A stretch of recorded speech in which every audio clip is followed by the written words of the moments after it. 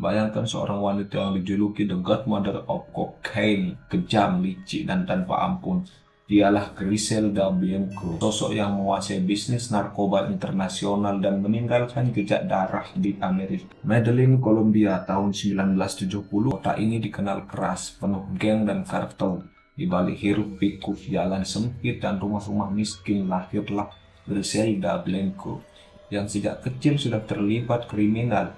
Ia pindah ke Amerika Serikat dan membangun jaringan penyelundupan kokain dari Kolombia ke Miami. Pada puncaknya, ia mengendalikan perdagangan bernilai miliaran dolar. Miami berubah jadi arena perang kartel, penembakan di jalanan, pembunuhan siang bolong, bahkan anak-anak jadi korban.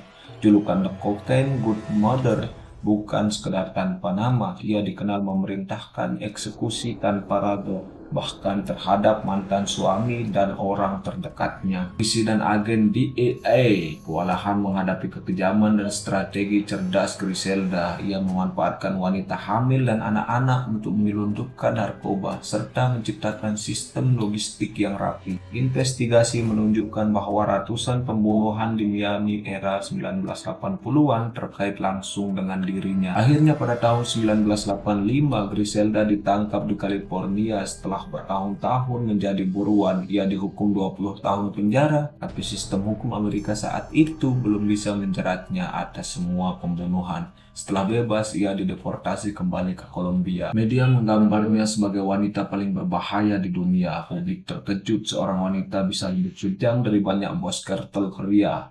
Kisah hidupnya diangkat dalam dokumenter serial TV dan jadi simbol kegelapan era kokain cowboy di Miami. Namun ada juga yang menyebutnya ikon feminisme ekstrim karena ia bisa mendobrak dominasi laki-laki di dunia kriminal. Psikolog menggambarkan Griselda sebagai sosok dengan trauma masa kecil yang dibesarkan dengan kemiskinan, kekerasan, dan pelecehan. Rasa takut berubah jadi obsesi terhadap kekuasaan. Korban-korbannya mulai dari musuh-musuh kartel hingga keluarganya sendiri. Semua hanya pion dalam permainan kekuasaan. Pada 2012, Griselda akhirnya tewas ditembak di Medellin. Ironisnya, dengan cara yang sering ia perintahkan oleh korbannya.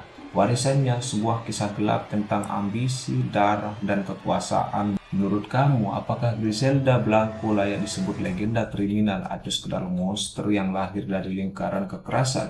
Tulis pendapatmu di kolom komentar.